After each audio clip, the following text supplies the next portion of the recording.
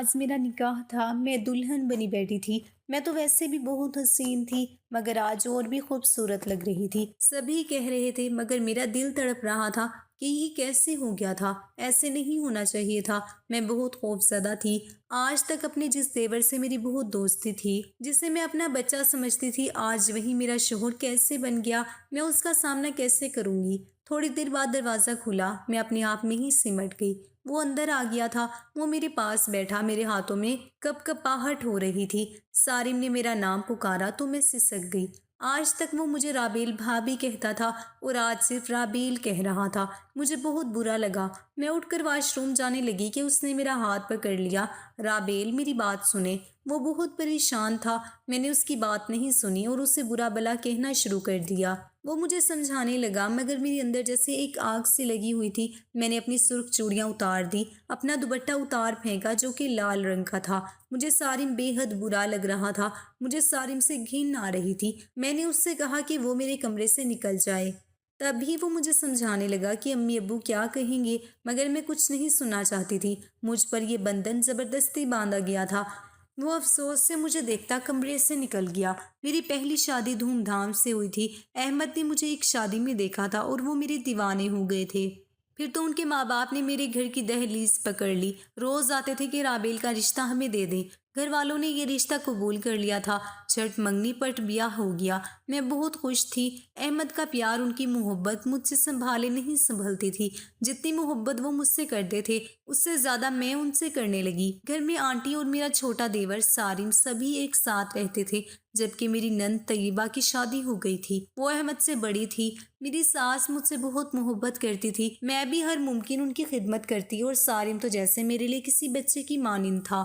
ہر وقت میرے آگے پیچھے گھومتا رہتا۔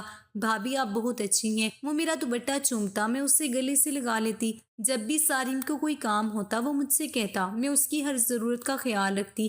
وہ اب بڑا ہو گیا تھا، تبھی کالج جانے لگا تو کالج کے قصے بھی مجھ سے شیئر کرتا تھا۔ پتہ ہی نہ چلا ہماری شادی کو 5 برس بیت گئے۔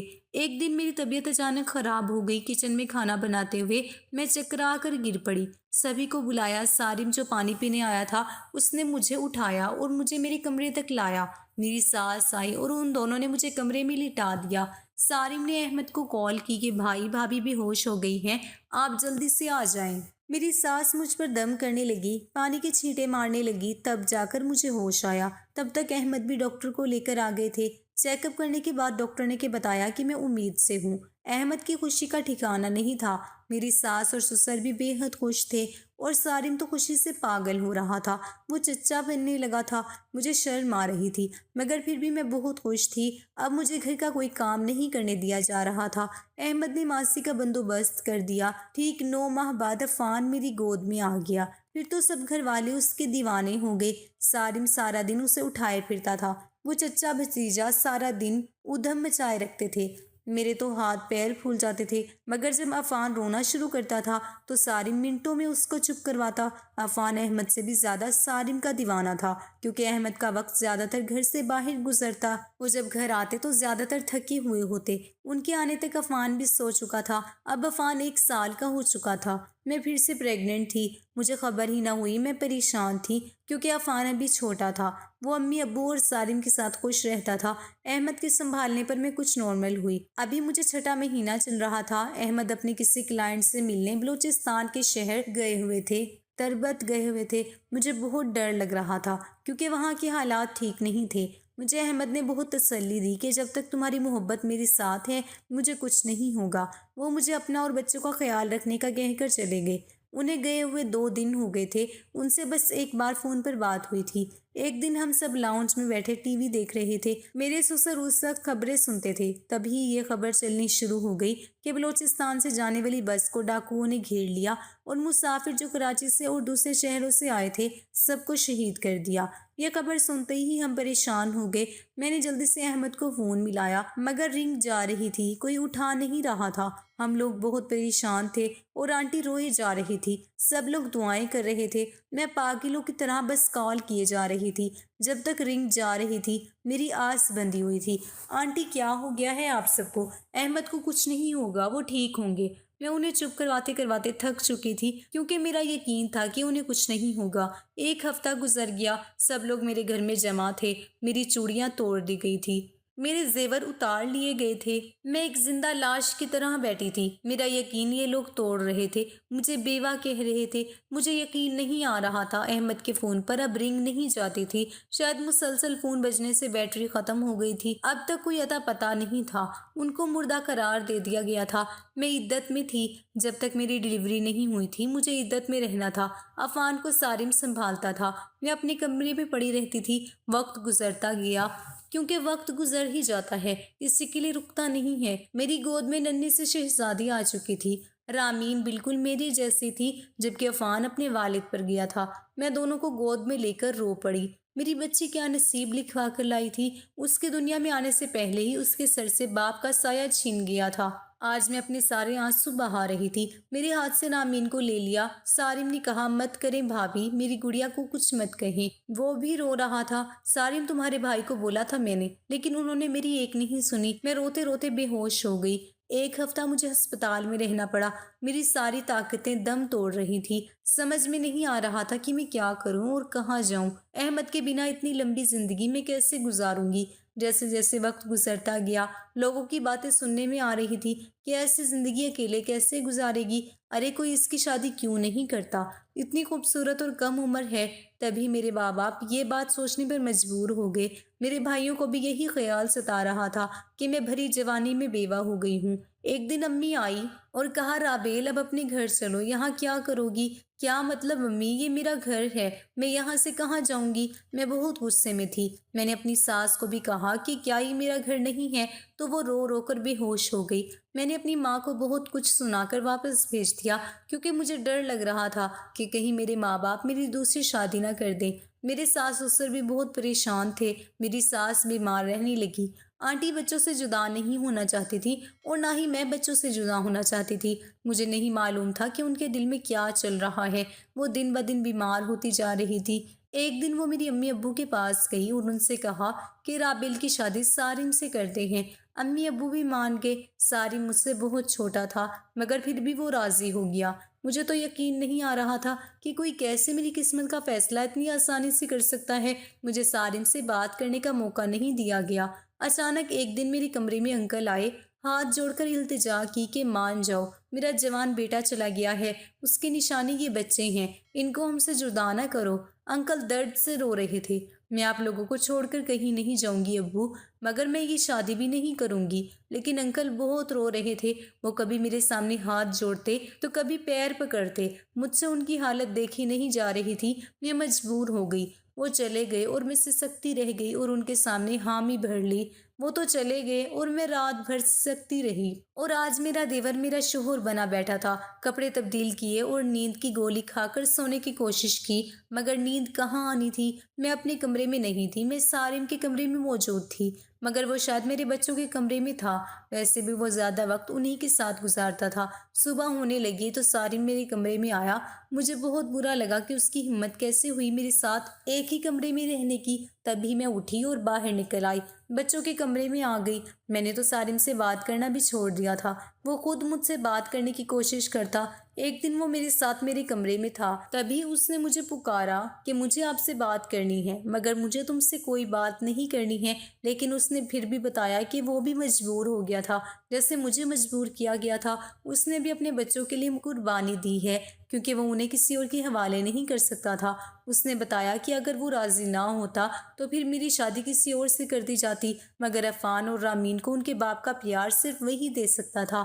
وہ یہ کہہ کر کمرے سے چلا گیا، مگر میں سوچ میں پڑ گئی، کیونکہ وہ واقعی صحیح کہہ رہا تھا۔ اب ہم لوگ آپس میں بات چیت کرتے رہتے۔ سارم ان بچوں کی باتیں کرتا، جبکہ مجھے اس کے پاس سے اب گھن نہیں آتی تھی۔ سچ پوچھے تو وہ مجھے اچھا لگنے لگا تھا۔ میں نے اسے قبول کر لیا تھا، مگر مجبوری میں نہیں۔ مجھے سارم سے واقعی محبت ہو گئی تھی۔ وہ مجھے دیکھتا رہتا، جب میں دیکھتی تو وہ آنکھیں چرا لیتا۔ اسے میری پسند ناپسند کا بہت خیال تھا، لیکن اس نے مجھے کہا کہ رابیل، مجھے آپ سے محبت ہو گئی ہے۔ مجھے حیرت تھی۔ تبھی وہ بولا، اس میں حیرت کی کیا بات ہے، اب ہمارا رشتہ بدل چکا ہے۔ آپ میرے نکاح میں ہیں، میرا آپ کے بنا دل بھی نہیں لگتا۔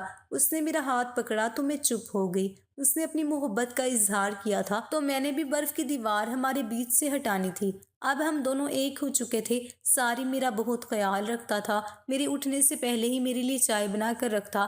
اس کی دیوانگی عروج پر تھی۔ ہماری مکمل فیملی ہو گئی تھی، ہم بہت خوش تھے۔ اگرچہ احمد کو بھولی نہیں تھی مگر وہ میرے ساتھ تھے، کیونکہ سچ تو یہ ہے کہ مرنے والوں کے ساتھ مرا نہیں جاتا۔ آج میری اور سارم کی شادی کو 4 سال ہو چکے ہیں۔ ہمارا ایک بیٹا بھی تھا جو میرا اور سارم کا تھا۔ مجھے ڈر تھا کہ سارم اپنی اولاد کے سامنے عفان اور رامین کو بھول نہ جائے، مگر یہ میری بھول تھی۔ سارم ان تینوں کو ایک جیسا ہی پیار کرتا، کوئی فرق محسوس نہیں کرتا تھا، بلکہ وہ عفان اور رامین کو زیادہ پیار دیتا تھا۔ ہم بہت خوش تھے۔ آج حمزہ کی پہلی سالگرہ تھی۔ میں نے گرین کلر کی ساڑی پہنی تھی۔ سارم کو یہ کلر بہت پسند تھا۔ ہم کیک کاٹنے ہی والے تھے کہ بیل بجنے کی آواز آئی۔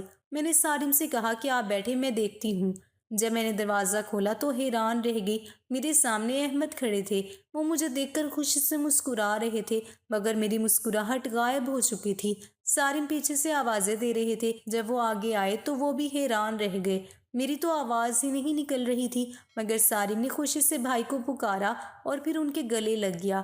انکل آنٹی دیکھ کر بہت خوش ہو گئے۔ سب لوگ رو رہے تھے، یہ خوشی کے آنسو تھے، مگر ایک میں تھی جو خوش نہیں تھی۔ اگر میں نے شادی نہ کی ہوتی تو آج میری خوشی کا کوئی ٹھکانہ نہ ہوتا، مگر میں بہت پریشان کھڑی تھی۔ احمد نے بچوں کو پیار کیا۔ رامین کو وہ پہلی بار دیکھ رہے تھے۔ وہ 5 سال کی ہو گئی تھی۔ سب کے پوچھنے پر انہوں نے بتایا کہ ان ڈاکوؤں نے کچھ لوگوں کو قید میں رکھا تھا، جن میں میں بھی شامل تھا۔ ہمیں ایسی جگہ پر رکھا گیا تھا جہاں کوئی آبادی نہیں تھی، بس پہاڑ ہی پہاڑ تھے۔ ہم سے کام کروایا جاتا تھا اور پیروں میں زنجیریں بندھی ہوئی تھی۔ ایک آدمی نے وہاں سے بھاگنے کی کوشش کی تو اس کا برا حشر ہو گیا تھا۔ تبھی ہم لوگوں نے ڈر کے مارے وہاں سے بھاگنے کی کوشش نہیں کی، مگر آج فوج کی مداخلت سے ہم سب کو رہا کر دیا گیا۔ وہ خوشی سے بتا رہے تھے، سب بہت خوش تھے کہ اچانک احمد نے پوچھا، یہ بچہ کس کا ہے؟ وہ حمزہ کو دیکھ رہا تھا جو میری گود میں تھا۔ ہم سب کو سانپ سونکھ گیا۔ سارم نے کہا کہ یہ میرا بیٹا ہے۔ وہ بہت خوش ہوئے، حمزہ کو گود میں لے کر پیار کرنے لگے۔ تبھی وہ پوچھنے لگے کہ سارم کی بیوی کہاں ہے؟ تو سارم نے ان کی بات ٹال دی اور کہا کھانا کھا لیں۔ میں نے کھانا لگا دیا، سب لوگ کھانا کھانے لگے۔ میں اور سارم بس پلیٹ میں چمچ ہی چلا رہے تھے۔ آنٹی انکل بھی بہت پریشان تھے، اب کیا ہوگا؟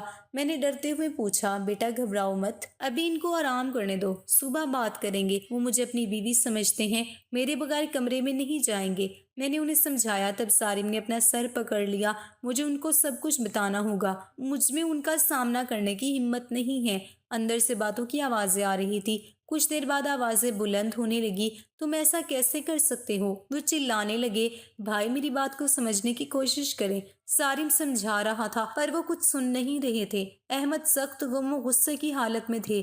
ان کو لگ رہا تھا کہ سارم کی بری نظر تھی مجھ پر، تبھی اس نے مجھ سے شادی کر لی۔ وہ سارم کا گریبان پکڑے ہوئے تھے۔ بھائی میں مجبور ہو گیا تھا، وہ بھی تیز آواز میں بول رہا تھا۔ انکل آنٹی بھی اسے سمجھانے لگے کہ ہم جوان لڑکی کو کب تک اپنے گھر میں بٹھا کر رکھتے، کوئی اور باپ ہوتا تو بچوں کا کیا ہوتا، اس لیے ہم نے یہ فیصلہ کیا۔ ان دونوں نے یہ سب بچوں کے لیے کیا ہے۔ احمد اب چپ ہو گئے تھے۔ وہ سمجھ گئے تھے کہ ان کے بعد حالات کیسے ہو گئے ہیں۔ ٹھیک ہے امی، لیکن اب تو میں آ گیا ہوں، اب راویل میری بیوی ہے، انہوں نے فیصلہ سنایا۔ سارم کے ماتھے پر بل پڑ گئے، میری دھڑکنیں بڑھ گئی۔ نہیں بھائی، اب وہ میری بیوی ہے، آپ کی نہیں، سارم نے ہمت کر کے کہا۔ تبھی وہ چلانے لگے۔ تبھی انکل بیچ میں آئے اور دونوں کے سامنے ہاتھ جوڑے کہ چپ ہو جاؤ، میں یہ فیصلہ تم دونوں پر نہیں چھوڑتا، ہمیں فتویٰ لینا پڑے گا، سب لوگ اپنے کمروں میں جاؤ۔ اب رات کو کسی کو نیند نہیں آئی۔ سارم میرے فون پر میسج کیے جا رہا تھا جبکہ میں بچوں کے کمرے میں تھی۔ اس کو ڈر تھا کہ میں اسے چھوڑ نہ دوں۔ میں کوئی جواب نہیں دے رہی تھی۔ میرا ساتھ مت چھوڑنا، سارم میسج کر رہا تھا۔ میں نے کوئی جواب نہ دیا۔ اذان کی آواز پر سب اپنے کمرے سے نکلے، سب نے نماز ادا کی۔ گھر کے مرد مفتی صاحب کے پاس گئے تاکہ وہ ان سے مشورہ کر سکیں۔ وہ واپس آ گئے تھے۔ میں بہت پریشان تھی۔ احمد میرا کل تھے، سارم میرا آج تھا۔ دونوں میری محبت تھے، مگر سارم کا پلڑا بھاری ہو رہا تھا۔ میں اس سے بہت محبت کرتی تھی۔ اس نے میرے لیے اور میرے بچوں کے لیے جو قربانیاں دی تھی، میں وہ نہیں بھول سکتی تھی۔ میں احمد کی دوری سہتی گئی تھی، مگر شاید سارم کی نہ سہ پاتی۔ سارم اندر آیا، اس نے مجھے تڑپ کر دیکھا، مجھ سے پوچھنے لگا کہ میرا ساتھ تو نہیں چھوڑو گی۔ میں نے اس سے کہا کہ میں اس سے بہت محبت کرتی ہوں، مگر جو فیصلہ مفتی صاحب دیں گے وہی مجھے قبول کرنا ہوگا۔ شام تک سارے خاندان میں خبر پھیل چکی تھی کہ احمد واپس آ گئے ہیں۔ لوگ جمع ہو رہے تھے، مبارکباد دے رہے تھے۔ جو بھی آتا مجھے عجیب نظروں سے دیکھنا شروع کر دیتا۔ کچھ لوگوں نے مجھ سے پوچھا کہ اب تم کس کی بیوی ہو؟ سب لوگ اپنے اپنے مشورے دے رہے تھے اور میں تنگ آ کر کمرے میں آ گئی۔ یہ دن جیسے سولی پر گزارنے تھے۔ میں امی کے گھر آ گئی تھی۔ سب لوگ مجھے سوالیہ نظروں سے دیکھ رہے تھے۔ میں صبر کر رہی تھی۔ بچوں کو احمد یاد نہیں تھے۔ سارم کے لیے روتے اور تنگ کرتے۔ ایک دن میں نے سارم کو فون کیا کہ عفان کو واپس لے جاؤ، وہ یہاں بہت تنگ کرتا ہے، جبکہ میں کسی کا سامنا نہیں کرنا چاہتی تھی۔ احمد نے ایک دو مفتیان دین سے مشورہ کیا تھا، ان سب کا یہی جواب تھا کہ میں اب سارم کی بیوی ہوں۔ وہ بہت غصے میں تھے۔ انہوں نے سارم سے کہا کہ وہ مجھے طلاق دے دے تاکہ وہ مجھ سے پھر سے شادی کر لیں۔ اس بات پر سارم راضی نہیں تھا۔ اب مفتی صاحب واپس آ چکے تھے۔ انہوں نے شام کا وقت دیا تھا۔ شام ہو گئی تھی پر سب فتویٰ لینے کے لیے چلے گئے۔ مفتی صاحب نے سب سن کر کہا، دیکھیں، جب آپ کا بڑا بیٹا 5 سال تک نظر نہیں آیا، نہ ہی اس کا کچھ آنے کا آسرا تھا، ایسے میں اسے مردہ مانا جاتا ہے۔ شریعت کی روح سے اتنے عرصے تک نکاح خود بخود ختم ہو جاتا ہے۔ اگر شوہر زندہ بھی ہو، بیوی سے کوئی رابطہ نہ رکھے، یعنی بیوی کو علم نہ ہو کہ وہ کہاں ہے، زندہ بھی ہے یا نہیں، تو نکاح خود بخود ختم ہو جاتا ہے۔ اب ایسا ہے کہ آپ کی بہو نے عدت بھی گزاری، پھر بھی 1 سال انتظار کیا، مگر کوئی جواب ان کو نہ ملا تو وہ آزاد تھی، اور جو نکاح ہوا ہے وہ جائز طریقے سے ہوا ہے۔ اب رابیل بیٹی اور سارم میاں شوہر اور بیوی ہیں۔ دینی اور دنیاوی دونوں قانون یہی فیصلہ سنائیں گے۔ انہوں نے احمد سے کہا کہ وہ صبر کرے اور قسمت کے فیصلے کو مان لے۔ میں بہت پریشان تھی، مگر سارم پر نظر پڑی تو کچھ سکون ملا، کیونکہ وہ پرسکون تھا، جبکہ احمد بھجے ہوئے تھے۔ وہ آ کر جیسے ہی بیٹھے، احمد نے سارم سے کہا کہ وہ مجھے طلاق دے دے۔ سارم حیران تھا، سبھی گھر والے حیرت پر تھے، جبکہ وہ اپنی بات پر قائم تھے۔ احمد بضد تھے کہ سارم مجھے طلاق دے دے، وہ مجھ سے دوبارہ نکاح کریں گے۔ اس بات پر ان کی بحث بڑھتی جا رہی تھی۔ وہ ہاتھا پائی پر اتر آئے۔ میں بہت ڈر گئی تھی۔ گھر میں طوفان برپا تھا۔ جب یہ دونوں ایک دوسرے کی جان کے دشمن بن گئے تو پھر میں نے خود کو زخمی کر لیا کہ میں ہی سب کی وجہ ہوں، تو کیوں نہ میں ہی مر جاؤں۔ تبھی میں بے ہوش ہو گئی۔ مجھے ہسپتال لے جایا گیا۔ میرا بہت خون بہہ رہا تھا۔ جب ہوش آیا تو سارے میرے پاس تھے۔ وہ مجھے دیکھ کر بہت خوش ہو گئے۔ میں ناراض تھی کہ مجھے کیوں بچایا۔ اس سب کی وجہ میں ہوں، مجھے مر جانے دیا ہوتا۔ اتنے میں احمد بھی آ گئے۔ وہ اپنے کیے پر بہت شرمندہ تھے اور مجھ سے معافی مانگ رہے تھے۔ میں بہت رو رہی تھی۔ قسمت نے ایسے 2 راہوں پر لا کر کھڑا کر دیا تھا کہ ایک راستہ چننا بہت مشکل تھا۔ میں گھر آ گئی تھی۔ احمد نے بیرون ملک جانے کا فیصلہ کر لیا۔ اب وہ ہمارے بیچ نہیں رہ سکتے تھے۔ وہ جاتے جاتے میرے کمرے میں آئے۔ میں نے احمد سے معافی مانگی۔ وہ کہنے لگے، مجھے تم سے کوئی گلہ نہیں۔ وہ الٹے قدموں سے باہر جانے لگے۔ سارم کہنے لگے کہ اس سب میں تمہاری کوئی غلطی نہیں ہے، یہ سب قسمت کے کھیل ہیں، اور قسمت کے آگے انسان بے بس ہوتا ہے۔ تو یہ تھی ناظرین ہماری آج کی کہانی۔ اگر پسند آئی ہو تو کہانی کو لائک اور شیئر کر دیجیے گا، اور میرے چینل کو سبسکرائب کر لیجیے گا تاکہ مزید اس طرح کی کہانیوں کا نوٹیفیکیشن آپ کو بر وقت ملتا رہے۔ ملتے ہیں ایک نئی ویڈیو کے ساتھ، تب تک کے لیے اپنا خیال رکھیے گا، دعاؤں میں یاد رکھیے۔